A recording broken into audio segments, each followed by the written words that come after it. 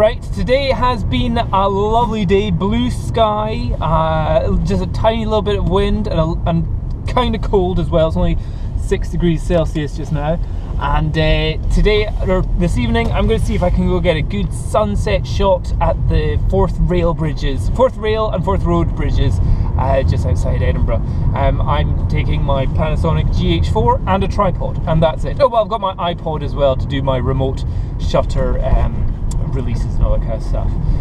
It's 4 minutes past 4 and sunset, according to my iPod, is at 1 minute past 5. So I'm leaving about an hour before the sunset and I should get there in about 20 minutes. So I've got lots of time to set up so I can get shots and kind of get angles and all that kind of stuff of exactly what I want to get shots of. And then it's just a waiting game until the sun's in the right position. So off we go. Oh, it looks difficult to tell. The sun is blinding just now at the moment, but there is cloud just on the horizon. So it's hard to tell whether it's going to be a woohoo, awesome shot or oh, damn, the cloud just got in the way.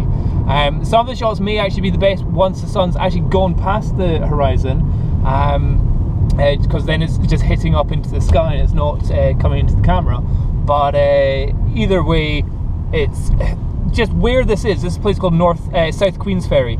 It's just so cool. Even if you live in Edinburgh, you still find it's cool. Well, I still find it's cool because the Forth Rail Bridge is massive. Permit holders only? No, on a Sunday. Because where I am just now is I've parked underneath that part of the bridge. I'll show you what that is. The other thing is, I suspect this is going to be a busy shooting area tonight, because last night there were amazing photos being taken here with amazing red sky. So I reckon a lot of people have seen it, and that's sort of really just underneath the Forth Rail Bridge up there. So I reckon there's going to be a lot of people here. Now this is the angle which I think I want to be at. So if you can see over there, we've got the Forth Road Bridge through one of the actual pillars there. You can see all the way out to, I think that is Inchcolm Island, not too sure, probably not. But even though it's not quite totally sunset, it's still pretty cool just now already. And I can see one other photographer over there. I've just come down onto the glorious beach part just to see if being lower down would be any better. But the main thing that we're trying to get here is not just the bridge, the big red bridge, but also the turrets of the road bridge and the turrets of the second road bridge that they're building through there. And I don't think anywhere down here is actually of any use. I don't know if it's actually a better angle here. I think back up there, where people are taking photos of themselves in front of the bridge, which is a nice place to take photos of, I think that might actually be the best bit. So may just have to go back there. I'll just push them off. Yeah, push them off. Or nope, back up there. Starting to get a little bit busier now. I've got it set up kind of where I want it to be, and I'm using the image app on the iPod just so I don't need to be standing beside it all the time, and there's no vibration either. The Panasonic app is pretty good actually, if you're seeing both the screens side by side. In fact, it even looks a little bit brighter. So I'm going to go with that. We're getting a little bit busier as well. Well, it's definitely getting busier and busier. You've got a dad with his 2 kids, good work down there. We've got another 3 or 4 photographers down at the beach. I seem to have scared everyone away from this bit here, so that's good. I don't know if they're all seeing the same things which I'm seeing about the pillar there and the other pillar there, but what I'm seeing is a plane flying over. Look how much that's still in the sunshine. Seeing a bit of pink in the clouds over there looking pink, and just the sunset over on that side all pink, so it could be definitely a good shot. Just waiting for the sun to come down more so the lights of the actual bridge brighten up. But again, there are clouds right on the horizon, so the sun still got another 15 minutes to go until it's just past sunset, but the sun will still be hitting the clouds above. So around about 5 to 10 minutes past 5, that'll be the busiest time. You can also see the lifeboat just going for a little venture out somewhere as well, so that's an interesting shot. I don't think the tide is coming in or out, so I think the people down there are nice and safe. So here is the angle of the photo which I was taking on top of the little hill there, and this is what I was trying to get here. So the fact that you can see the main pillar here of the Forth Road Bridge, and the second major pillar here of the second part of the road bridge. You've also got, which is in the current mode of being developed, is the second Forth Road Bridge, which is it's just in the middle of being built. So that's the cranes way over there. So this is I'm pretty impressed with the dynamic range which we can get in rescuing the highlights here. That does a pretty good job. From where it was just straight out the camera, looks pretty duff, but there we can definitely get a lot of detail in the shot. But in the shadows, it's pretty dark here. Again, in Lightroom, with the Panasonic GH4 RAW file, I'm thinking that is pretty good. Panasonic is a 16 megapixel image, and it's it seems like a bit of an odd ratio of size. It's almost like a 1-to-1 there, but this is definitely much more going to be a panoramic shot going on. I'll just take off. So you don't want a huge amount of sky, and you don't need all the way down to the bottom there. So this is definitely going to be a panoramic shot going on there. However, this, although it's a nice sky, is not really what we're looking for. So I was playing around with all the different settings. I'll show you up at the top. What I'll also do is I'll put a couple of the raw files, into a Dropbox folder if you're wanting to download them and have a play with them yourself. Because I did a couple of multiple exposures. And again, with the Panasonic GH4, I was keeping the ISO at its lowest. So ISO 100 here, and just so I could get the longest kind of shutter speed here. So this, now, notice the difference here. We've got here a 1 second exposure. Now, unfortunately, I need to go down to f22, so a tiny, tiny little hole to get a whole 1 second exposure. And there, you'll notice that the image is pretty rubbish, and that's what's considered to be diffraction. So whenever you use such a small aperture, so anything more than f8 or f11 or f16, beyond that, it can ruin the quality of the image. Here again for 1 second. So this it's not poor quality because it's been moved in any sort of way, even though it's a 1 second, because it's on its tripod, everything's nice and stable, and I'm taking the photo with my iPod. But notice that the water has a much more of a kind of a glassy feel to it. So I was like, right, what I want is a long exposure going on here. And this video here gives you a quick idea of the kind of speed that the water is moving at, but also at the speed that the clouds were moving at as well. So we could definitely get a good bit of movement in there.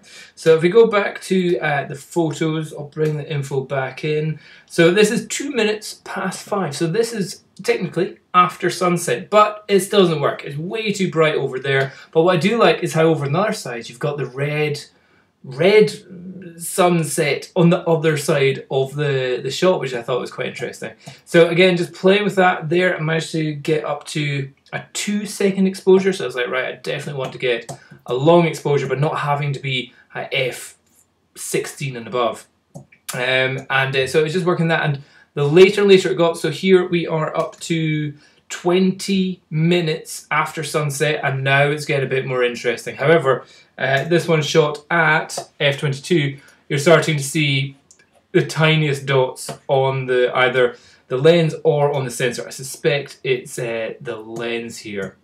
So again, here I've done multiple exposures, which again, you could use multiple exposures, merge them together to get a nice kind of glassy effect on the water here as well. But also I thought it was quite cool getting a shot of the train going along. So it looks like the train is speeding along. But again, I would probably definitely want to edit that to just get more detail in the shadow. Like, look at that. That's an amazing, like, pinky pink color. Like, we could really enhance the pinks or the purple magentas and play around with the white balance. So again, you guys can have a play with these photos once I put the link to the Dropbox folder on this, and you can do some of the HDR and just merging the images together.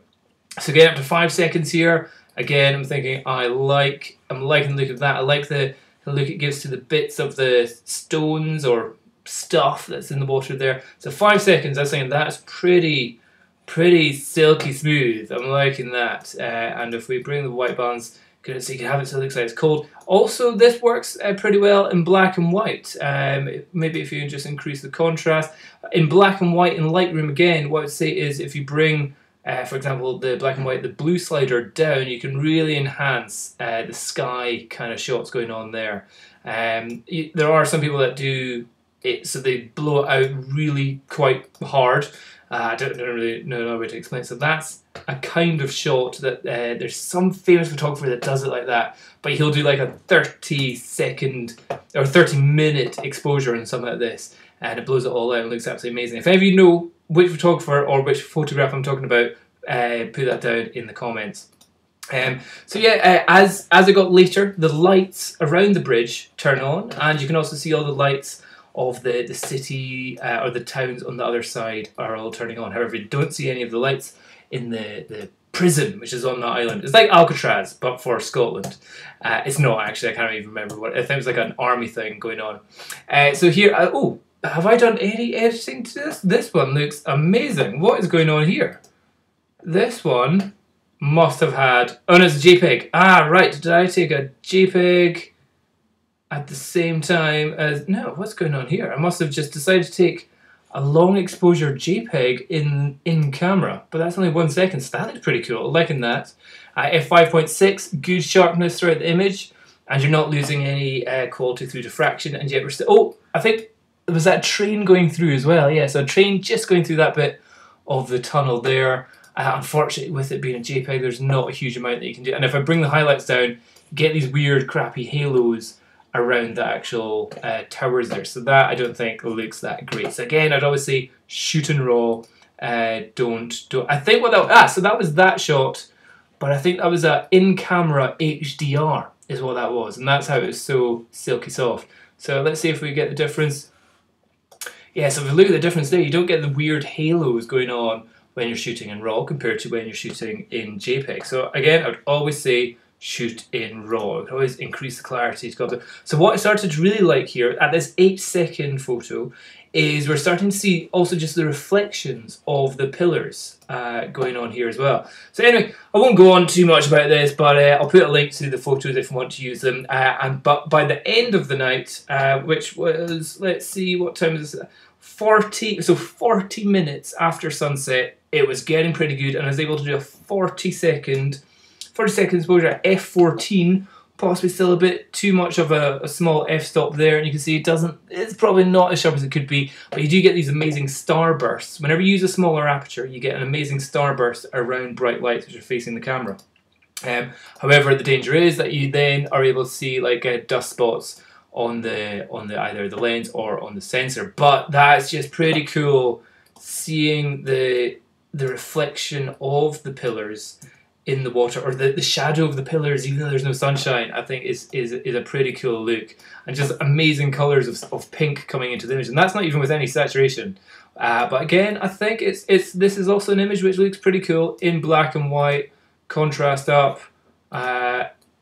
It's just such a cool location. I would recommend everyone to go there. So the finalized shot that we got, that I'm using here, is this one. So I've brought the highlights down, I've brought the shadows up a little bit, clarity, vibrance up a little bit.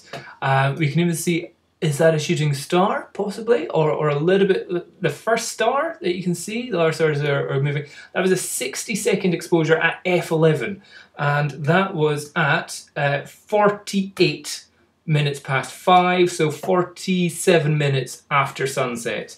We get a great starburst around the lights of the bridge. We're at f11, so it's not lost too much of its sharpness from diffraction. We're getting a great smooth, like a glassy style water effect from the long exposure, and we're just getting a great kind of exposure of the time at night. But the only downer side here is we're getting a bit of a flare from one of the lights somewhere here causing that, but I would say that's easy enough just to crop out and then just take it, so it is that shot in the end. So that's, I do think that is just really cool, just seeing, it's almost like big flames coming off, almost coming off the bridge when you bring the flame from the bright lights of the bridge in the image. Let's see, I just think that's kind of cool. See, like the just how it reflects off the water there, and for a 60-second exposure you get an amazing reflection going on. So that's how I got those images, and that's where I got them. So if you ever are visiting Edinburgh, great place to head down to if you think it's going to be a sunny night, or even sometimes when you think it's going to be a cloudy night, you can still get great shots, and sometimes the best shots are well after the sun set. So here was a good, 45 minutes after sunset. When you're standing there in the cold, it feels like a lot longer. It feels like you've been there for about 3 hours, but definitely worth your time going down there. So there you go. Enjoy. Bye-bye.